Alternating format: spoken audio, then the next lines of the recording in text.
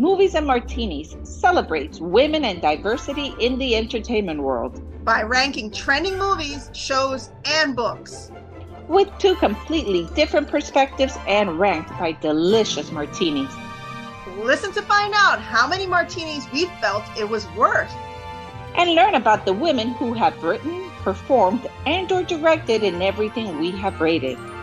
A new episode is available every Thursday on your favorite podcast platform and YouTube.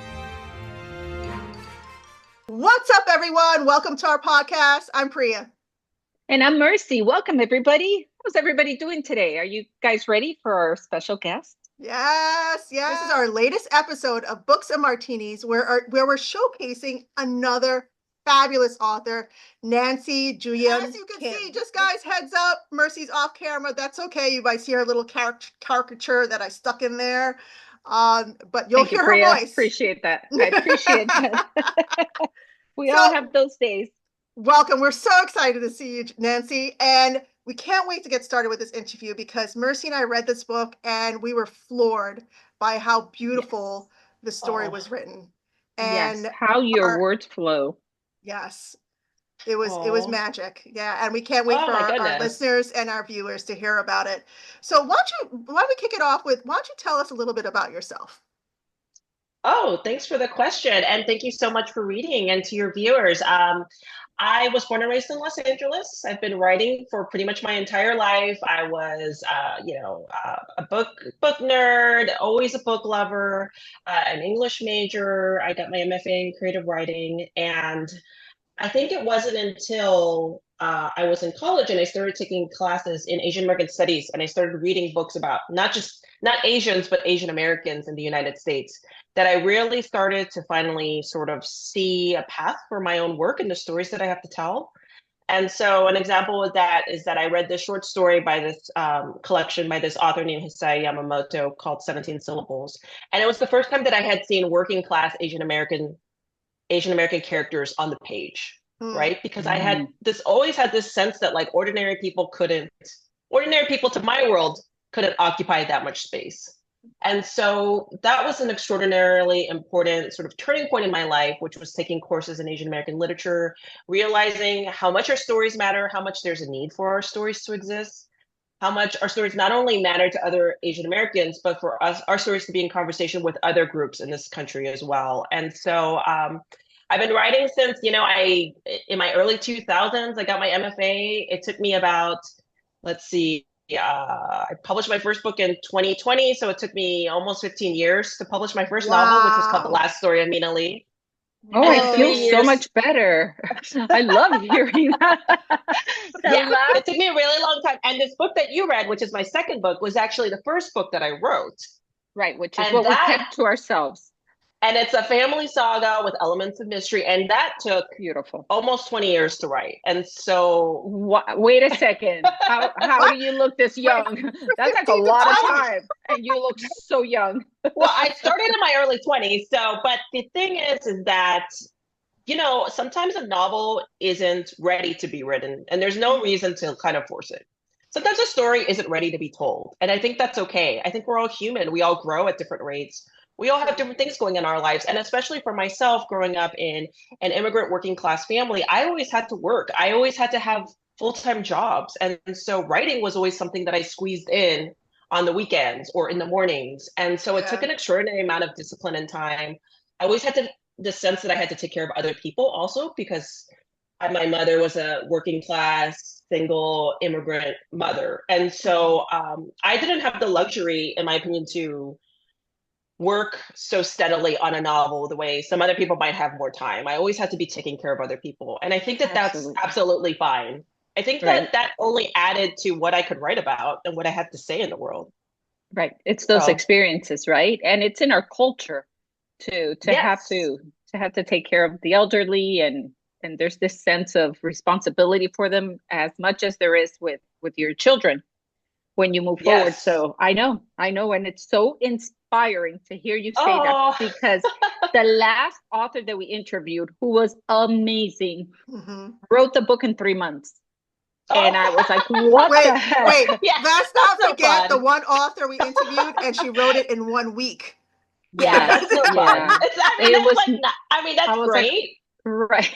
But Yeah, hello, there's some of us that right. have a life, not that they don't have a life, but some, I don't know, me as, again, taking care of parents and having Mhm. 3 kids of my own and a husband and a house and whatever. It's just Yeah. life gets busy. But I think that, as you said, that part of it is what helps you make the story so much richer because your story in what we kept to ourselves with the Korean American family and everything that's happening in it, you know, it had to have taken a lot of time because it's so rich in its story Mm. and the whole plot, which was Mhm. wonderful. So I wanted to ask you, what inspired you to write this specific book? I know the first one came out during COVID, like right COVID core 2020, but this one that you released in 2023 that we're covering today, what inspired you to write this one? So 20 years ago, so what we kept to ourselves is about a Korean American family that unravels when the mother disappears and a dead stranger appears in the backyard. So we have this Sunny. family that's falling apart. Mm-hmm.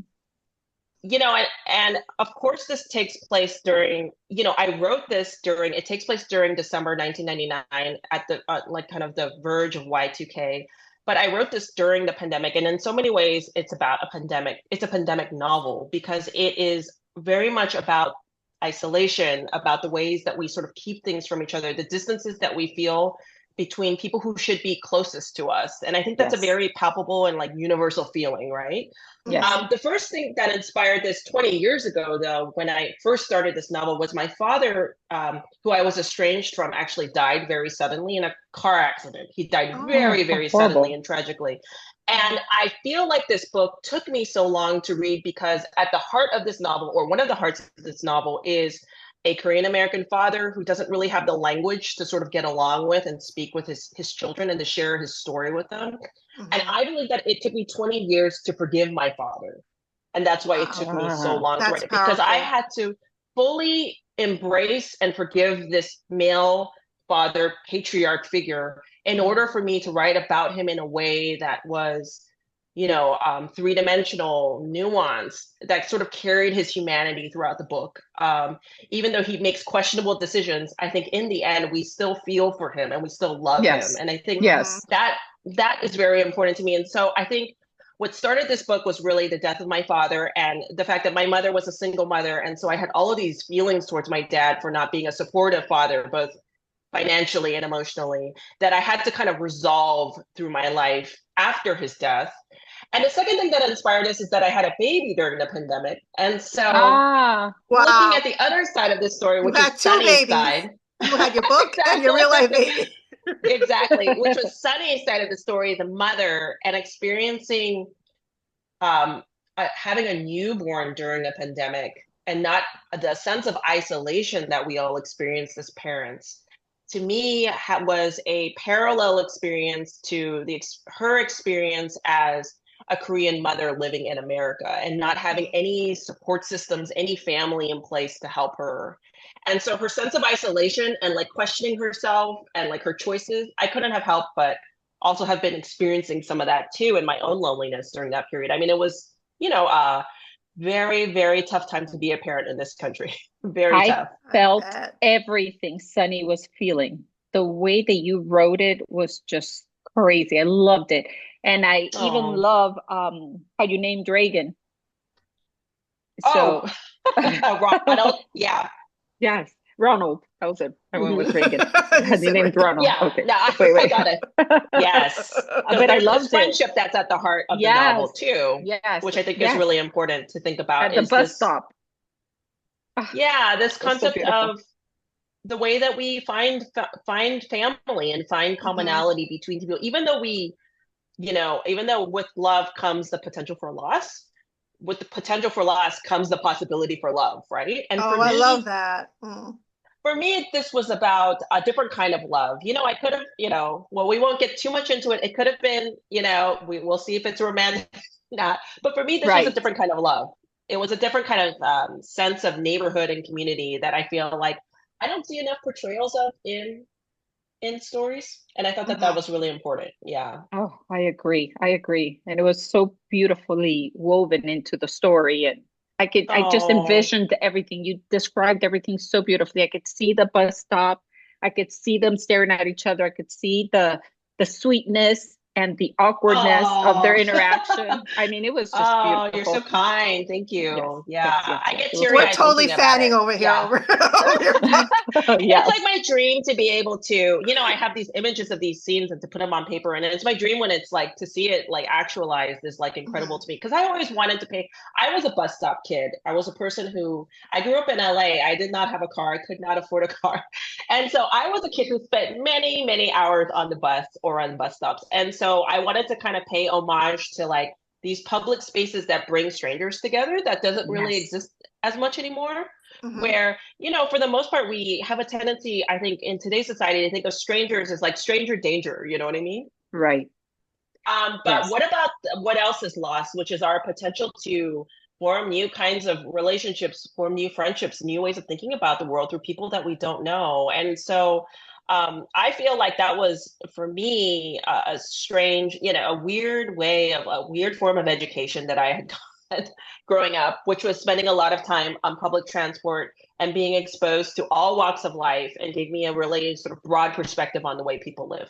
Yeah, and a very Going to raw that. experience. Oh, Right. I'm sorry, no, Priya. no, it's okay. What I was about to say is just a raw experience because I'm sure you're in the same generation as us, Gen X. So, traveling back then and being on the bus, like it was completely different. I mean, we were running outside doing things like nobody was keeping track of us. So being on the bus and traveling on the bus, no parents was able to Right. get in touch with Yeah, us. It's a whole other experience. Right. It's And a the it's very raw stories, different real now. world. Yeah. Hmm. right. The stories between because it goes back and forth between 1977 and 1999. And there Yeah. were no cell phones, right? Hmm. Yeah. There were no cell phones. So it's incredible how now you could be in any public space and there's definitely no interaction because everybody's No. on their phone. Yeah. Back I mean, then, it was so different. Hmm. yeah, I mean, True. there's not often not even any eye contact. And, and I will, Correct. of course, I'm equally because we've gotten into our heads this idea that, we don't really need other people, but I think that's a real false notion, Yeah. or that we Right. only need the people that are in our immediate circle. And I think that's a Right. really dangerous notion, actually, Hmm. Hmm. And I You because think need I I think, think community. that yeah, I agree with you. I think that void is filled in a different perspective or in a different way now because we're while I see it with my children, right, who are all in their late 20s, that they are now seeing friendships through through the internet. In other words, they find their mhm. friends like through Instagram or through Hmm. whatever platform they're on, and they kind of become friends with people that are truly not friends. They're I just think we're there. doing that now, even in our Bookstagram community. We do that. Like Right. we're You forming find Yeah. friends in a relationships. Yeah. different way. So Hmm. it kind of fills that void, but it's still so different when you go back to how we had it. But then again, that's what our parents used to say. It used to be so different, right? So we just evolve and I guess Yeah. move on with it. Yeah. Yeah, and hopefully there will be like a balance. I mean, I hope that we move That's towards the because we goal. know what it's like to be completely online, which was the pandemic, and that was awful. It Yeah. So was. I feel like as long as there's a balance and it doesn't go, you know what I mean? Absolutely. Yeah, So our next question. So I know you wrote this book during the pandemic, but we kept to ourselves. What was your process like? So obviously we were all sort of like shut in during that time.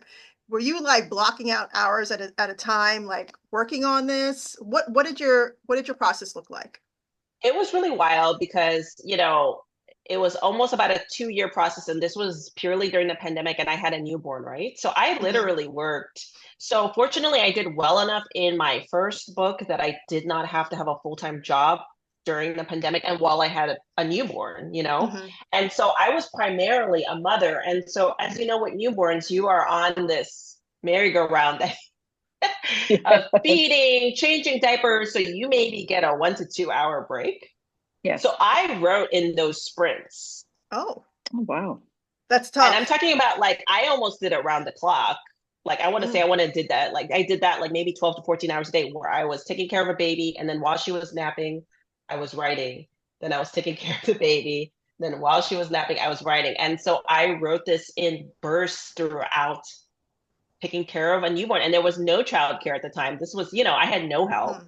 I had Yeah. no What sitter. I had no nanny. determination. I had nothing. And my husband was working from home, so he was able to help, which was great. But I mean, he was working full time. And so, yeah, I wrote this in bursts, really in between it, with my life organized by a baby's needs, which is, Oh, look at that. You found it. You found a way, and that's all it took. You made it happen, which is incredible. What I mean, about yeah. when you were writing it, who did you find was your favorite character? Who did you keep going back to? Or who did you connect with? Was it Oh, Sunny that's or who was that? such a great question. I felt connected equally with all of them. I mean, I think from like a human perspective, I probably have the most in common with the children and the mother, but Mm. I was most fascinated by the father's character because he's kind of an anti-hero in this story, you know, like Hmm. he's a main character, but he's also somebody who we question in a lot of ways. And so um, I would say emotionally, I was more tied towards Sunny, but then like psychologically, I was more interested in the father John. You Mm. know, Yes. I was more kind of like provoked by him because he was almost because Sunny was almost too easy to love in some way, right? So I'm kind of Right. more curious in the more flawed character that's like, you know, and Sunny has her flaws too. But I Sure. think the father, you know, if you read the book, you'll know Right. And I feel like he is he's the done main some things. character. I do feel he's the main character. Yes. And Yeah. I mean, no spoilers at all. But in my, from my heart, you can't help but love him. At least that's how I Yes. felt. I couldn't help but love him. Even though it's like, what are you doing? Don't do that. You know, you still love him. You know. I think a lot of us know men like him or versions of Yep. him, you Oh, know? Yeah. 100%. Yeah, like it's 100%. their role to sort of keep maintaining a status quo, you know, and that's how they've historically have kept families together, have survived horrible things that have, you know what I mean, through Hmm. silence. And, you know, one wonders as, you know, roles in families change whether or not those old paradigms can be maintained. You know what I mean? Right. Because Right. the reality of it is that, you know, the world is changing. And so, and there are less separations between gender roles. So, Mm. what is serving us? You know, what are we holding on to that was like a product of survival? What, how does that serve us now? Is it serving us or holding us back? So, Right. yeah. Yeah, I agree. Oh, I agree 100%. So what kind of advice would you give writers in this genre? Ooh, Mhm. in this genre specifically, Or just writers in general? Because I mean, you had a very extraordinary experience crafting this book. So what advice would you give Right. writers in general? you know, there's so much advice out there. You know, people will say like, you know, write what you know or write what you don't know, and then they'll say write 7 days a week or write what you like. There's Yeah. so much We've advice, heard it right? all. But I will say the most valuable, the most life-changing decisions that I've made revolve actually more involve my personal life and the ways that I advocated for myself and the importance of what I think, you know, what writing adds to my life. And Mhm. so I would say, to be honest, my life changed completely when I started to hold more boundaries around my time for writing and hold more Oh. boundaries generally, and to Mm. even like to not be as much in touch with people who I didn't feel like were supportive, because I feel Mhm. like this industry is brutal. There's so many Yes. no's that you need to have yes people around you a lot. It's very important. Surround yourself, say yes to yourself, but also surround yourself with people who say yes to you, you know? Yeah. Because there's so many people who are going to say no and you can't control that. But then we Right. all have like friendships or relationships that kind of are in some ways feel kind of self defeating or self rejecting. Mhm. Getting rid of the weight of those relationships opened me up to attracting more of the kind of positive energy that I needed to get through the process of writing. Well, you know, So it's that's hard. so that's Yeah. I have not heard advice like that yet. So we've interviewed a ton of people already, and no one has pinpointed that, like getting rid of the negative or people who are weighing you down or people who are injecting self-doubt. doubt into you. Right. Yeah. And I've actually been thinking about this, like, not like I have a ton of negative people around me, but questioning my own self-worth because of all the rejections. But you're so right. Like, I haven't heard this Mm. type of advice before. I think it's very Yes. important. Yeah. I just think that it's such a it's such a difficult industry. I think the more you can surround yourself with positive people, if we all have people in our lives that we just can't get rid of. But so in Yes. that situation, I just don't share things about my writing with them. Right. I give them the bare minimum. They don't really need to know because I know that they're True. not going to tell me what I need to support myself. And so I have found that and I think we're all scared of like, oh, well, if we lose people, then we'll be lonely. But I've also found that now I have so much more room to take new people into my life who Mm. understand what I'm doing, who I don't have to explain myself or justify myself towards. And to sort of trust the universe that the universe will see that you are looking for positive people and they will start coming to you. And that has been really, really critical to me. I used to share way too much with all sorts of people who did not have my best interests in mind. And for Right. years, they added to not only the voice in my head, it became this chorus of criticism. And Mm. who needs that really? I mean, it didn't make my writing any better. Right. I didn't. If anything, the only thing that was holding me back was that I wasn't getting the work done. And the reason why I wasn't getting the work done is because I was being so critical of myself, you know? Oh, I love your advice. I love your advice, and it takes me to learning. So I learned the hard way, like hitting that constant brick wall, how to build boundaries, and it is Mhm. life changing. And I Yeah. learned also something similar to what you're sharing with us, which is once you set boundaries, your vibes will attract your tribes. Yes. Yes. So when Yes. you're in the right mindset and you say, okay, this is it. This is the kind of people I want to be surrounded by. It completely changes everything. And then you have this, typically, at least in my experience, it's been females. So it's this group of like just amazing women and this sisterhood of women that may not even be physically next to you, but they constantly lift you up. So Yes. I'm right now in Tennessee. Priya is in New York. I have great friends Oh, that are in Miami and in Georgia and in California.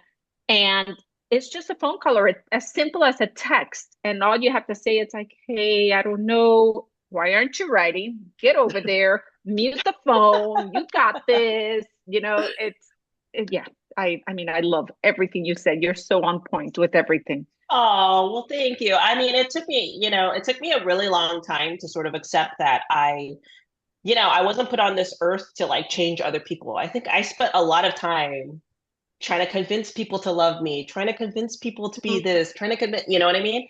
And sort of letting go of letting go and creating boundaries and realizing that it, like we each have something within us to give to this world that doesn't have anything to do with the people around us accepting us or judging us or whatever. It's just something that we purely have to give because we're human beings. And I Yes. feel like anyone who gets in the way of that is not going to serve your purpose, and is ultimately just kind of like the world itself is already constantly getting in your way, Right. whether it's like laundry to do, bills to pay, kids that need to be fed. Mm-hmm. There's so many things already. Why choose relationships that continue to like only hinder you rather than allow you to sort of flourish? And that has made a huge difference to me. I mean, really, like it changes everything. As you were It saying, Mercy, it's Yeah, like everything, the whole world changes once you start setting boundaries on Hmm. it is. yourself and on your own time and on how other people treat your time. It is. It is. And it's sad to think that somebody would discourage you from sharing with the world a work of art like what you've done with this book. I haven't read the first one, but at Oh, least with this one, with what we kept to ourselves, I had so much joy reading it, as I'm sure so oh, many others did. oh, So, other people stopping your story from bringing joy to the world is just wrong. And that's where Hmm. boundaries are so big. I've read Priya's book, which is not something I would typically read, But in reading it, I was like, oh my God, this is so cool. This is so interesting. How in the world did you come up with these worlds? Because it's fantasy and it's just Oh, so cool. alive Yeah. and so animated and beautiful. And I was mind blown by how she came up with all this creation of this world and plants. And I don't know, it was just wonderful. So it hurts me to think that anybody would tell her anything negative because there are so many people out there that would get so much joy reading what she's Yeah. sharing with the world. So, Well, it's like peopling, like humans are yeah, going to be Yeah. humans, that's all right. that it is, And most likely they're like, it's about their relationship to their self, right? yeah. So they're kind Right. of deflecting, like that negativity is ultimately what they carry within themselves, and they're kind of Yeah. deflecting it onto others to sort of get by, And so it is very sad. But I think that, as writers, as artists, we have so many like battles we have to choose, and that's probably not one of them. That's not the most Right. effect that we're going to have on Yeah. on people by tolerating their behavior that is, ultimately harmful. I mean, I don't think that changes anything really. So I it's agree. enabling. Yeah, So I agree with you. 100%. I agree with you. And I wanted to ask you one last question. Is there uh, anything special you would like our listeners to know about you before we let you go? oh my goodness. Um oh, I guess I would want my listeners to know that my stories come from a place of assuming that people did not want to share their stories with me, that people were comfortable in the silences that existed in their families. And so I hope that my readers read my books and they're inspired to sort of pick up the phone, ask questions of their families. They might be surprised. They might actually want to talk about things that you would assume that they wouldn't, and to sort of connect and get to know people that are ultimately we have such a fleeting time on this planet, you know what I mean? Yep. And to sort of think about what it is that we want to live with, what kind of effect that we want to have on people's lives. And so that's what drives my work, really, this desire to see people connect and to sort of connect with their loved ones and connect with themselves. And it shows. Thank That's you. beautiful. Thank you. Thank Yes, Well, it you. shows. we want to thank you so much for being our guest today. For everyone Oh, thanks for having listening me. and viewing our video, make sure you follow Nancy. Nancy, how can they reach you on Instagram? Is Instagram the best And way? yes, at N Jooyoun Kim. Yes, that's my handle. And And please we'll check add out it her also. book. Yes, we'll add it in the summary below. Please check out her book, What We Kept to Ourselves. And you have a previous book. Why don't you drop the name real quick? The Last Story of Mina Lee. Check out Yes, both My books. first book. And Yay! we'll Thank provide the you. links. Make sure you like, share, follow, subscribe, and join us next week. Thank you absolutely. so Thank you, much. everybody. And thank you, Nancy. It was such a pleasure and honor Thank having you. you. That Thank was you so for your fun. time. Thank Yes, I you. loved it. Thank you, Nancy.